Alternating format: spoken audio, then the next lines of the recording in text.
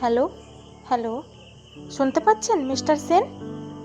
আমি রঞ্জনা বলছি। Two two শব্দ করে ফোনটা কেটে গেল। কান থেকে ফোনটাকে নামিয়ে বিরক্তি নিয়ে রঞ্জনা বলে উঠল, উফ, এই নেটওয়ার্কের প্রবলেম আর ভাল লাগে না। দরকারের সময় একটা কথাও শুনতে পাওয়া যায় না।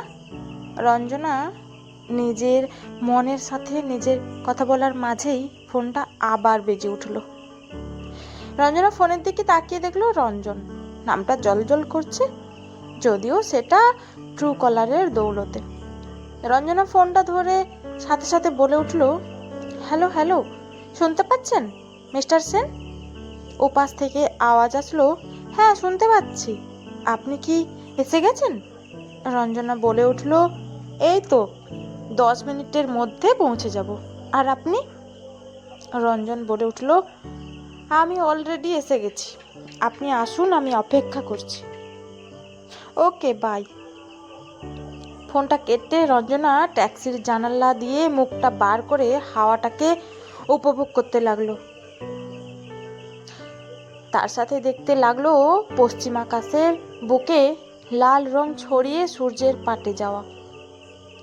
ব্যস্ত শহর, হাজার হাজার গাড়ি তীব্র হর্ন ছাড়তে ছাড়তে এগিয়ে চলছে রাস্তার বুক চিরে। রঞ্জনার বাড়ি থেকে বেরোনোর সময় মনের মধ্যে এক রাস বিরক্তি ছিল, কিন্তু এই ব্যস্ত শহরের ব্যস্ততায় নিজের বিরক্তিকে মিশিয়ে দিল। তাছাড়া কিছু করার নেই। মাদার ইন্ডিয়ার কড়া নির্দেশ, আজ এই পাত্রের সাথে দেখা করতেই হবে, না হলে মাদার ইন্ডিয়ার মান সম্মান সব মাটিতে মিশে যাবে। কারণ পাত্র হলো মায়ের খুড়তুতো দাদার মাসতুতো বোনের পিসতুতো দেওরের ছেলে। এর আগে এরকম হাজারটা সম্বন্ধ এসেছে, কিন্তু বিয়ে অবধি গড়ায়নি। কারণ রঞ্জনার একটার পর একটা শর্তের সামনে পড়ে তারা অবাক হয়েছে, সাথে এও ভেবে নিয়েছে এই মেয়ে যে সংসারে যাবে সেই সংসার সুখের হবে না। কিন্তু রঞ্জনার তাতে কোনো আক্ষেপ নেই। এমনকি হাজারবার মায়ের বোঝানো এবং বারণ করা সত্ত্বেও রঞ্জনা নিজের শর্তের পরিবর্তন করেনি। রঞ্জনার একটাই মত, যদি বিয়ের আগে থেকেই স্যাক্রিফাইস করা শুরু হয়ে যায়, তাহলে বিয়ের পর সংসারে ঢুকে গেলে আর ওর কোনো মূল্যই থাকবে না। তাই যা করতে হবে সব বিয়ের আগে। তবে এবার রঞ্জনার মা আগে আর বাড়িতে আসতে বলেনি। প্রথমে ছেলের সাথে দেখা করে রঞ্জনাকে সমস্ত শর্ত বলে নিতে বলেছেন। ছেলে যদি রাজি হয় এবং রঞ্জনাকে পছন্দ হয়, তাহলে বাড়ি গিয়ে মা বাবার সাথে কথা বলে তবেই রঞ্জনাকে আনুষ্ঠানিকভাবে দেখতে আসবে। রঞ্জনা রেস্টুরেন্টের সামনে নেমে ট্যাক্সি ভাড়া মিটিয়ে একবার ভালো করে নিজেকে দেখে নিল এবং নিজের মনে মনে বলে উঠল, না, ঠিকই আছে। যদিও মাদার ইন্ডিয়া ভালো করে সেজে শাড়ি পরে আসতে বলেছিল, কিন্তু না, তাতে আমার ঘোর আপত্তি আছে। রোজ যা পরি এবং ভবিষ্যতেও যা পরবো সেটা পরাই বেটার। আর তাছাড়া সেজে মুখে রং চড়িয়ে কি হবে? সবসময় তো আমি রং চড়িয়ে সেই মানুষটার সামনে যাব না। তাহলে নর্মাল এবং ন্যাচারালটাই বেস্ট। নিজের সাথে নিজে কথা বলে রঞ্জনা এগিয়ে গেল ভেতরের দিকে। ভিতরে ঢুকে দেখলো প্রত্যেকটা টেবিলে কেউ না কেউ বসে আছে, কোথাও জোড়া জোড়া, আবার কোথাও দল বেঁধে। শুধুমাত্র কর্নারের একটা চেয়ারে একজন একা বসে আছে। রঞ্জনা সাহস নিয়ে এগিয়ে গেল সেই দিকে এবং টেবিলের সামনে দাঁড়িয়ে বলে উঠল, মিস্টার সেন। ছেলেটি মাথা তুলে রঞ্জনার দিকে অবাক বিস্ময়ে তাকিয়ে রইল। রঞ্জনা আবার বলে উঠল, আপনি কি মিস্টার রঞ্জন সেন? রঞ্জন নিজেকে সামলে নিয়ে বলে উঠল, হ্যাঁ হ্যাঁ, আমি রঞ্জন। আর আপনিই তাহলে রঞ্জনা? বসুন বসুন। রঞ্জনা চেয়ার টেনে বসতে বসতে বলে উঠল, হ্যাঁ, আমি রঞ্জনা। তা আপনি ওইভাবে কি দেখছিলেন? আমাকে কি অন্য গ্রহের প্রাণী লাগছে? রঞ্জন ধীর স্বরে বলে উঠল, সরি, আসলে আপনি এইভাবে আসবেন আমি ভাবতে পারিনি। রঞ্জনা বলে উঠল, তা কি ভেবেছিলেন? বিয়ের কনে সেজে আসবো? রঞ্জন বলে উঠল, না না, তা কেন হবে? আসলে রঞ্জনকে আর বলতে না দিয়ে রঞ্জনা বলে উঠল, তাহলে ভেবেছিলেন শাড়ি চুড়িদার পরে সেজে গুজে আসবো? দেখুন, আমি শাড়ি পরি না, বা পরতে পারি না সে কথা বলবো না, বরং শাড়ি পরতে ভালোবাসি ওকেশনে, সবসময় নয়। আর জিন্স টপ সবসময় পরি, তাই এটা পরেই এসেছি। যদি আমাদের সম্পর্ক এগোয় তাহলে আমাকে এইভাবেই দেখতে পাবেন রোজ, তাই আলাদা করে সাজার কিছু নেই। রঞ্জন বলে উঠল, বুঝতে পেরেছি, কফি অর্ডার দিই? রঞ্জনা বলে উঠল, হ্যাঁ, কোল্ড কফি। রঞ্জন ওয়েটারকে ডেকে 2টো কফি এবং কিছু স্ন্যাক্সের অর্ডার দিল। রঞ্জনা বলে উঠল, তা আপনি তো বেশ মাঞ্জা দিয়ে এসেছেন। রঞ্জন মুখে হাসি এনে বলে উঠল, যদি জানতাম আপনি এইভাবে আসবেন তাহলে আমিও রেগুলারের পোশাকে চলে আসতাম।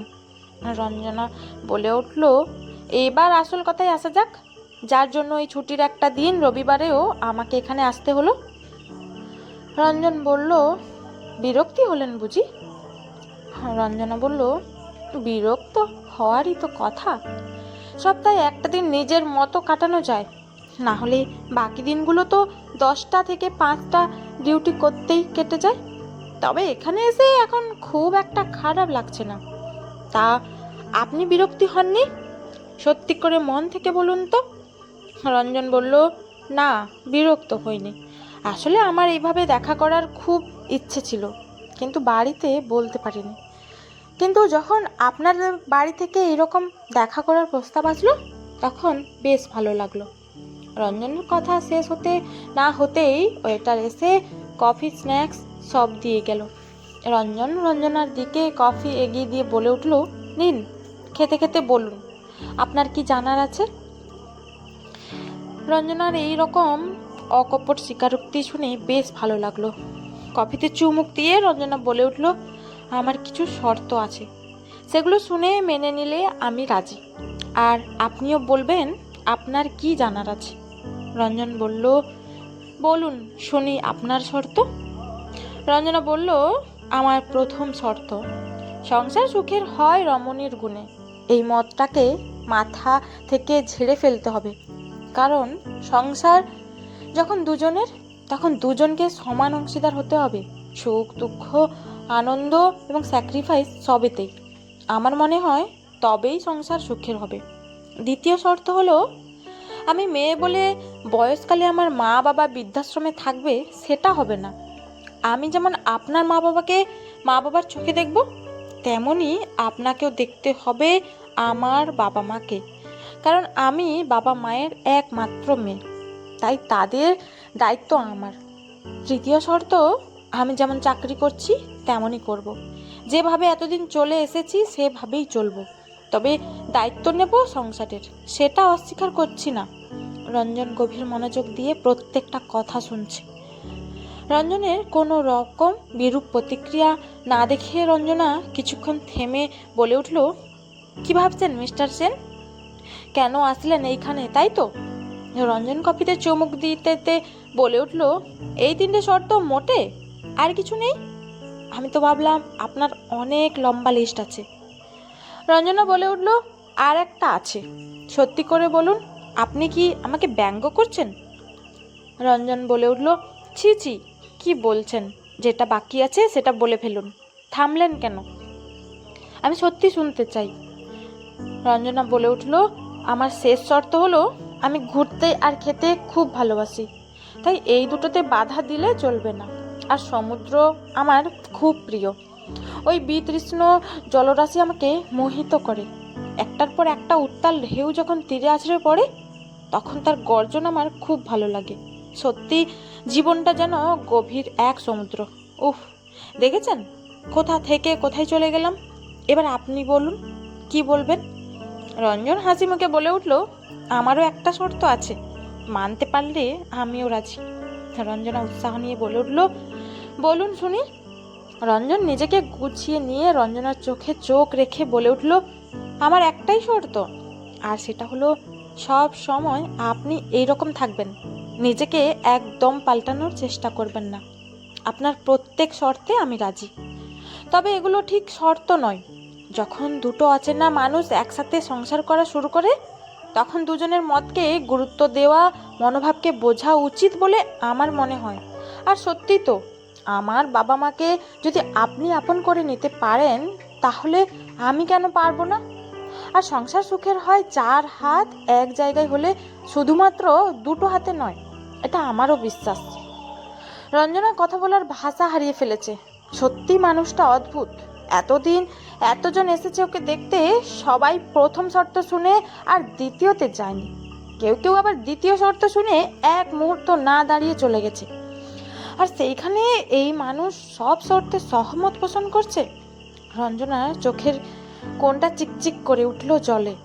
রঞ্জন একটু ইতস্তত করে আলতো ভাবে রঞ্জনার হাতের ওপর হাতটা রেখে বলে উঠল, আমাদের নামের যেমন মিল আছে, তেমনই আমাদের মনের মিল হোক, এটা আমার ইচ্ছা। বাকিটা আপনার ওপর নির্ভর করছে। রঞ্জনা হাসি মুখে বলে উঠল, এখন আমার শেষ শর্তের উত্তর পাইনি। রঞ্জন হাসতে হাসতে বলল, ওটা উত্তরে নয়, কাজে করে দেখব। রঞ্জন ওয়েটারকে ডাক দিল। ওয়েটার কাছে আসতেই রঞ্জন বলে উঠল, বলুন আপনি কি খাবেন? আজকে খাওয়াই, আর সামনে রবিবার না হয় আপনাকে নিয়ে লং ড্রাইভে যাব সমুদ্র সৈকত দেখতে। রঞ্জনা হাসি মুখে বলল, আমার জন্য 1 প্লেট মটন বিরিয়ানি। আর আপনার? রঞ্জন বলে উঠল, 1 প্লেট চিকেন চাপ না হলে বিরিয়ানিটা ঠিক জমবে না।